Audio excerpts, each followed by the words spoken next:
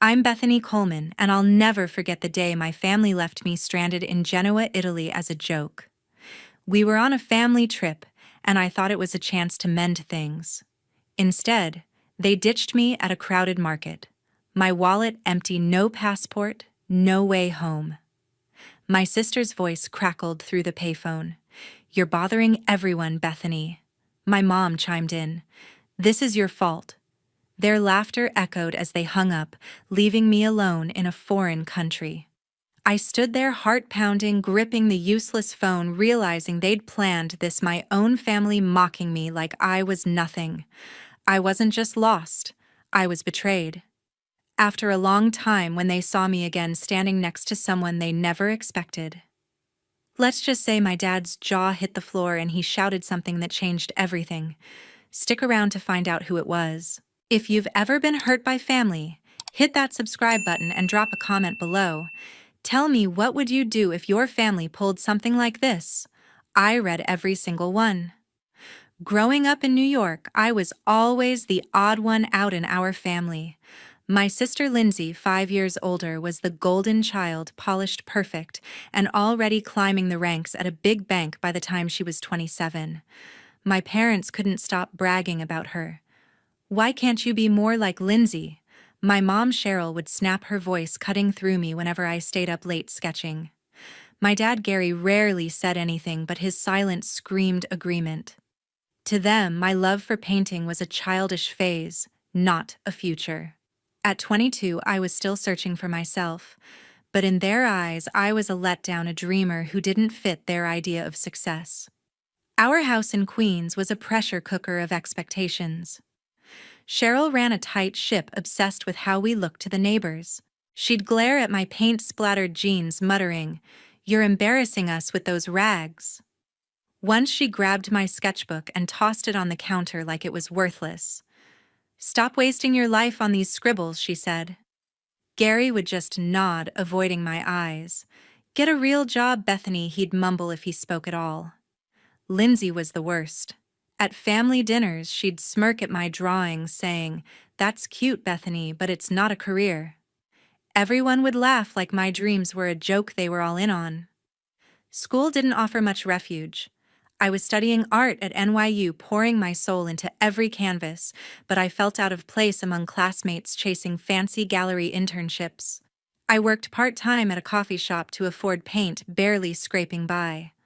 That's where I met Eric, my boyfriend at the time. He was a business major, all charm and big plans for a corporate life. At first, he seemed to understand me. We'd talk late into the night about my art, and he'd promise to cheer me on. But when I told him I wanted to skip grad school and focus on painting, his face changed. "You're throwing everything away, Bethany," he said, his voice icy. "I need someone with real ambition." Just like that, he walked out, leaving me to doubt every choice I'd made. The sting of Eric's betrayal was bad, but my family's reaction hurt more. When I told Cheryl about the breakup, she just shrugged. "If you'd listened to him, maybe he'd have stayed," she said, sipping her coffee like it was nothing. Lindsay leaned back in her chair, tossing her hair. "You're too much, Bethany, always chasing fantasies." Gary didn't even look up from his newspaper. It was like I only existed to be criticized. Every family gathering was a reminder of my failures. They'd rave about Lindsay's promotions, her sleek apartment, her perfect life, then turn to me with pity or scorn. "When are you going to grow up?" Cheryl asked once, her tone dripping with disappointment. I wanted to fight back, but I just sat there biting my tongue. I started dodging family dinners, hiding in the studio instead. Painting was my sanctuary, the one place I felt alive. But their voices, Lindsay's taunts, Cheryl's lectures, Gary's silence followed me everywhere. I tried to prove them wrong, entering local art contests, but when I didn't win, Cheryl would say, "See, you should have studied something practical." It burned, but I kept painting, hoping one day they'd see my worth. I thought the family trip to Genoa might be a chance to show them I wasn't the failure they believed. I was so wrong. The family trip to Genoa, Italy was supposed to be a break from everything. I packed my sketchbook, eager to capture the city's old port and narrow streets, thinking a new place might shift things for us. But from the moment we stepped off the plane, Lindsay made it clear she wasn't here for bonding. "Why do you always have to slow us down?" She snapped on our first morning, glaring as I stopped to sketch a crumbling stone arch. Cheryl wasn't any better. "Hurry up, Bethany," she barked, brushing past me like I was a nuisance. Gary trailed behind, his face blank, offering nothing but a shrug when I looked to him for support. The plan was a week exploring Genoa, but it quickly became a showcase for their resentment. Lindsay led the charge, picking apart everything I did. At a cafe near the harbor, I tried ordering in Italian, stumbling over the words. She burst out laughing loud enough to turn heads. "You're making us look ridiculous?" she said, smirking as she sipped her espresso. Mom nodded, her eyes narrow. "Just act like you belong here," she muttered. Dad stayed silent, stirring his coffee, avoiding my gaze. I forced a smile, suggesting we visit a local art gallery, hoping they'd meet me halfway. Lindsay shut it down fast.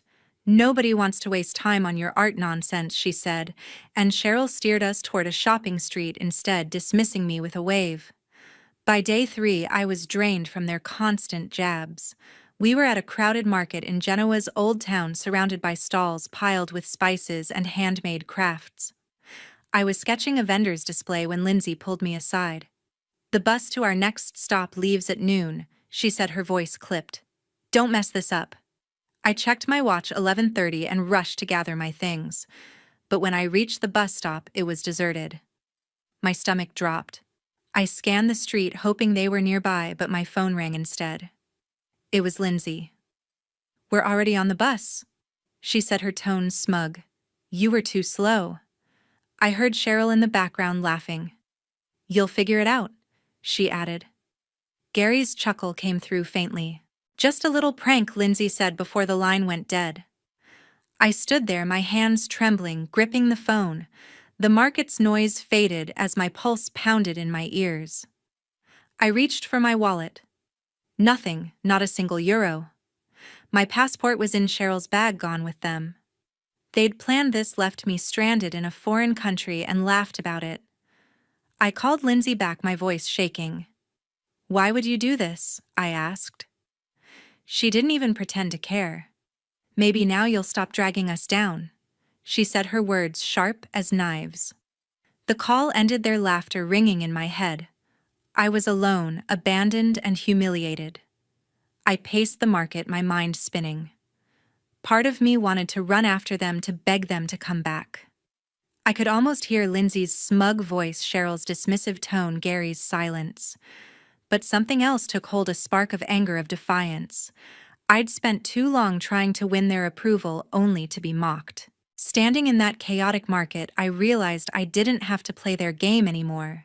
That realization would shape everything that came next. I chose to stay in Genoa. It wasn't just about refusing to crawl back to my family, it was about proving I could build something of my own. With nothing but my sketchbook and a stubborn streak, I set out to carve a life in this unfamiliar city, betting everything on my art. Finding a place to live came first. I had no money, no passport, just a backpack with clothes and pencils. Wandering the narrow streets, I found a shabby hostel near Genoa's port. The owner, an older woman named Maria, noticed my frayed jacket and tired eyes. "You need help?" she asked, her voice gruff but kind. I didn't tell her about Lindsay, Cheryl, or Gary, just that I was stranded and could draw. I offered to sketch her portrait for a night's stay. She nodded, and I spent hours capturing her lined face, each stroke a small act of defiance. That drawing earned me a creaky bed for the night. Surviving meant finding money fast. Maria let me stay longer if I cleaned rooms, scrubbing sinks, and sweeping floors for a few euros. It was backbreaking, but it gave me a roof while I figured things out. During breaks, I sketched on the streets, drawing Genoa's colorful docks and bustling squares. Tourists would pause, some dropping coins into my pencil case. Those coins bought bread and cheap coffee, enough to keep me going. I ignored the buzzing of my phone, Lindsay and Cheryl calling, probably expecting me to beg for a ticket home. I didn't pick up. They'd left me with nothing. I'd show them I needed nothing from them. Breaking into Genoa's art scene was tough. The city was bursting with talent, and I was an unknown with no connections. I spent days pitching myself to cafes and small galleries, offering murals or sketches for sale. Most doors slammed shut, but one cafe owner, Luca, took a chance. He wanted a mural of the Liguria coast on his shop's wall. "Do it fast," he said, eyeing me skeptically. I painted through the night, my hands cramped from gripping brushes blending blues and golds, until the wall came alive with crashing waves. By dawn, Luca handed me €50, his gruff face softening. "You got skill, kid," he said. That money felt like a lifeline. I moved into a cheaper place, a tiny room in a shared apartment with two women who spoke little English. The walls were peeling, the sink dripped, but it was mine. I stretched every euro living on pasta and market fruit and kept drawing. The hostel work dried up, so I leaned harder into my sketches, selling quick portraits to tourists in the piazza. Each sale, even just a few euros, was a win, a brick in the life I was building. At night, doubts crept in. I'd lie on my thin mattress staring at my sketchbook, hearing Cheryl's voice, "You're wasting your life." Lindsay's sneer, "You're not a real artist." Gary's silence, heavier than words. I pushed them away, forcing myself to paint each morning. Over weeks, I found a rhythm. I painted murals for small shops, sold sketches on weekends, and bartered drawings for meals when cash was tight. Genoa's streets, once intimidating, started to feel like home. I learned to haggle with vendors, to navigate the city's maze, to live on my own terms. I wasn't just getting by, I was creating something real, something mine. Life in Genoa was starting to take shape. One afternoon, while sketching in a sunlit piazza, I met Tyler Reed. He was a street artist, his hands stained with chalk, setting up a vibrant mural on the cobblestones. I watched him work, blending bold reds and blues into a scene of crashing waves. "Nice lines," he said, glancing at my sketchbook without breaking his stride. I mumbled a thanks, surprised by his American accent. He was from Chicago, he told me, and had been in Genoa for 2 years, living off his art. Something about his easy confidence made me want to keep talking. Tyler was different from anyone I'd met. He didn't just draw, he poured his whole self into it, unapologetic and free. When I showed him my sketches, he didn't sugarcoat his feedback. "You've got talent," he said, pointing at a drawing of the port, "but you're holding back. Push harder." His bluntness stung, but it wasn't cruel like Lindsay's jabs or Cheryl's dismissals. It was honest, meant to help. He suggested I join him at a local street fair where artists sold their work to tourists. "You could make real money," he said, tossing me a spare piece of chalk. I hesitated, but his grin was infectious, and I agreed. The fair was a whirlwind of color and noise. Tyler introduced me to other artists, a tight-knit group who shared supplies and tips. He helped me set up a small booth displaying my sketches of Genoa's old town. When a tourist offered €10 for a portrait, Tyler nudged me. "Charge more," he whispered. "Your work's worth it." By the end of the day, I'd sold 5 sketches, pocketing enough to cover a week's groceries. It wasn't a fortune, but it felt like one. Tyler high-fived me, laughing. "Told you," he said, his eyes bright with encouragement. Over the next few weeks, Tyler became a friend. He showed me the best spots to draw, hidden alleys with crumbling arches, docks where the light hit just right. He connected me with a bar owner who needed a mural for his patio. "Bethany's your girl," Tyler told him, clapping me on the shoulder. I landed the job painting a sprawling vine design that took 3 days and earned me €100. Tyler didn't just open doors. He pushed me to trust my skills. "You don't need anyone's permission to be great," he said one night over cheap wine. His words stuck, drowning out Mom's lectures and Lindsay's sneers. Living in Genoa was still a challenge. I struggled with the language, fumbling through conversations with locals. My tiny apartment with its creaky floors and thin walls felt like a far cry from home. But Tyler's presence made it easier. We'd spend evenings sketching together, swapping stories about our lives. He'd left Chicago after a falling out with his own family, chasing art instead of their expectations. "You're not alone in this," he told me, his voice steady. For the first time, I felt seen, not as a failure, but as someone with potential. I started to find my footing. The bar mural led to another job, painting a storefront with a scene of Genoa's lighthouse. I learned to haggle with vendors for supplies to navigate the city's winding streets without a map. My sketches sold faster at the market, and I even started experimenting with bolder colors inspired by Tyler's fearless style. Genoa wasn't just a place to survive anymore, it was where I was becoming myself. Tyler's friendship was a turning point. He didn't just help me find work, he showed me I could build a life that was mine. And that life was about to take an unexpected leap forward. My art was finally finding its place in Genoa. One crisp autumn evening, I got a chance to show my work at a local art festival in a historic palazzo. Tyler had pushed me to submit my sketches, insisting they deserved a spotlight. I was nervous setting up my small display of charcoal drawing scenes of Genoa's winding alleys and weathered fishermen. The crowd buzzed with locals and tourists, their voices echoing off the marble floors. I stood by my booth, heart racing as people paused to look. A woman in a sharp blazer stopped studying my work. "These are striking," she said, introducing herself as Elena, a curator from a prominent Genoa gallery. She handed me her card, saying we should talk. That conversation changed everything. Elena invited me to her gallery, a sleek space in the city center with soaring ceilings and white walls. She wanted to feature my work in an upcoming group show. "Your perspective is fresh," she told me, pointing to a sketch of the port at dusk. I could barely speak, nodding as she outlined the details. The show would include established artists and my pieces. 5 large-scale drawings would hang alongside theirs. It was my first real break, a chance to be seen as more than a street artist. I walked out of the gallery dizzy with possibility, clutching Elena's contract like it was gold. Tyler stepped up as more than a friend, he became my partner in navigating this new world. He'd been through gallery shows before and knew the ropes.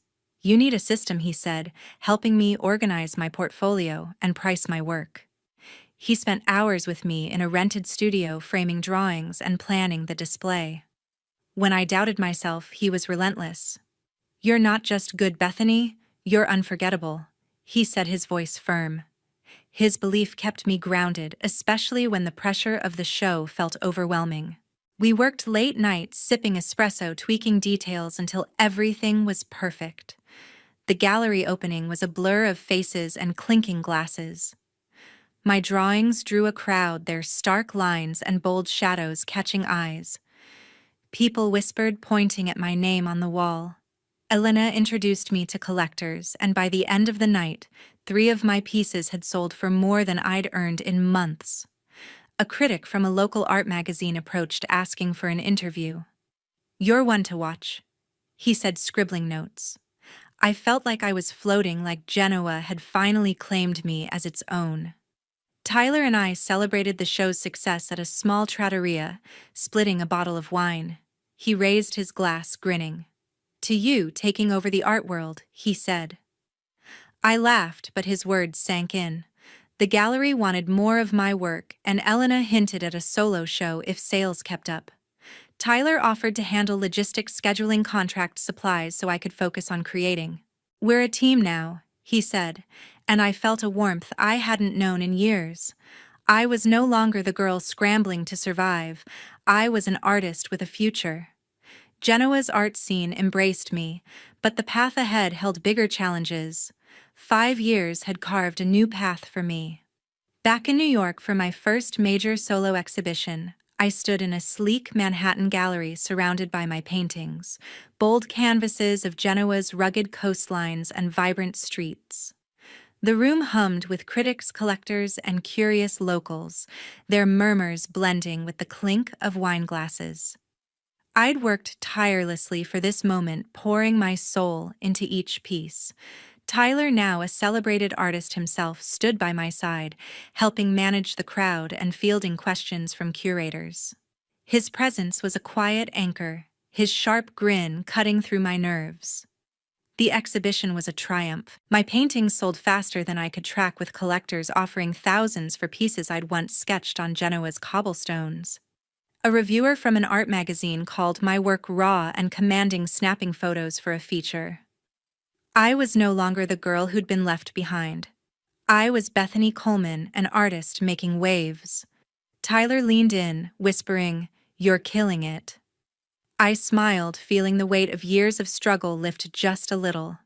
Then I saw them, Lindsay, Cheryl, and Gary, weaving through the crowd. My stomach twisted. I hadn't spoken to them since Genoa, ignoring their calls and messages. Lindsay's face was all false warmth, her smile tight as she approached. "Bethany, we're so proud," she said, her voice dripping with pretense. Cheryl stepped forward, clutching her purse. "We made a mistake," she said, her eyes darting around the gallery. "We want you back in our lives." Gary nodded, his expression stiff. "Let's put the past behind us," he added, his tone flat.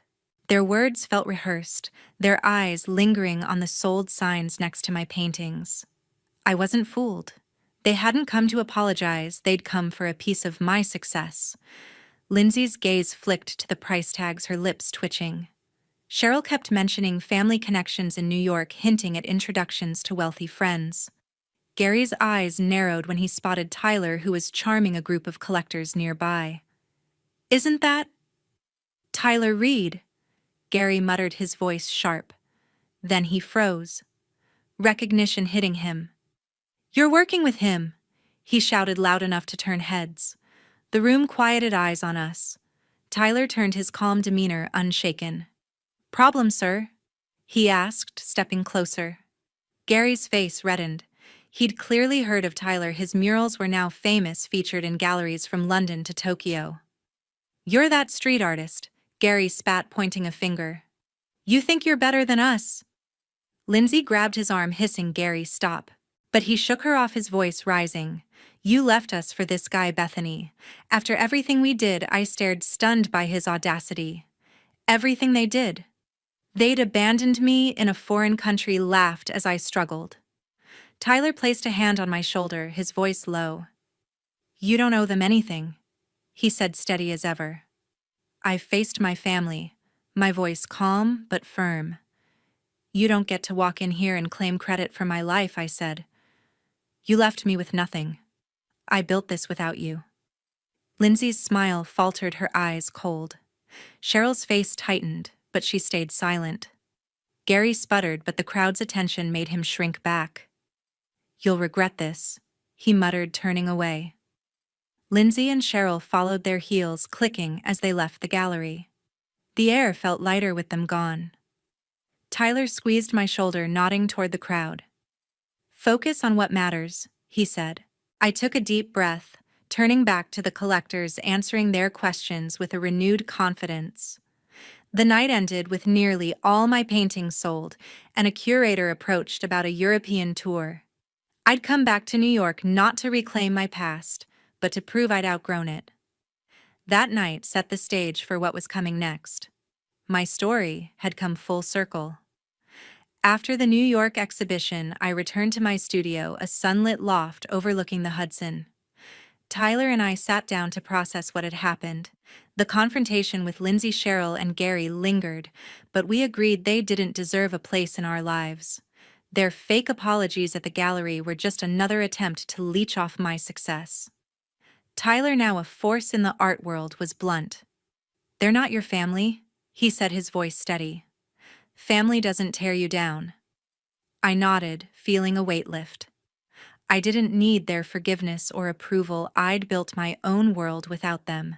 Lindsay's reputation took a hit soon after. Word spread in New York's tight-knit art circles about her behavior. Her sharp tongue and manipulative tactics were no secret. A few gallery owners who'd overheard her snide remarks at my show started whispering.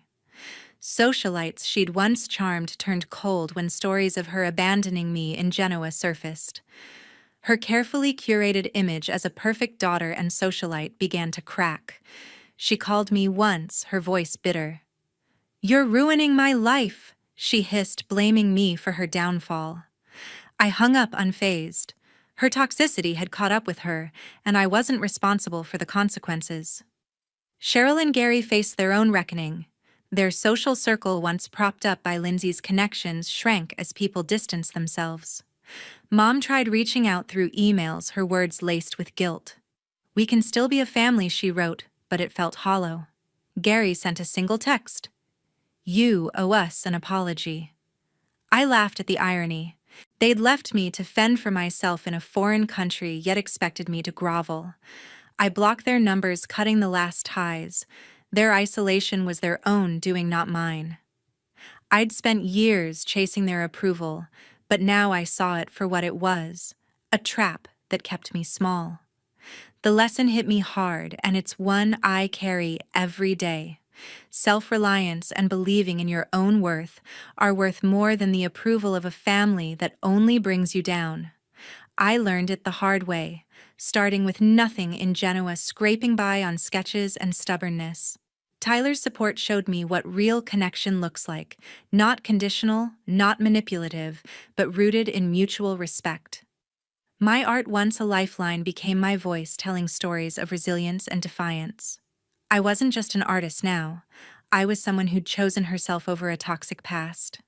Standing in my studio, surrounded by half-finished canvases, I felt free. My work was gaining traction. Galleries in Paris and Berlin were calling, and a solo show was planned for next spring. Tyler and I were planning a joint exhibition, blending our styles to tell a story of grit and triumph. I'd built a life that was mine, not dictated by Lindsay's sneers or Cheryl's lectures. Gary's outbursts couldn't touch me anymore. I'd outgrown their shadows, and the world was noticing. I want to hear from you now. Have you ever had to walk away from toxic family to find your own path? What did it teach you about yourself? Share your thoughts, your stories. I'm listening. Because sometimes the hardest choice is the one that sets you free.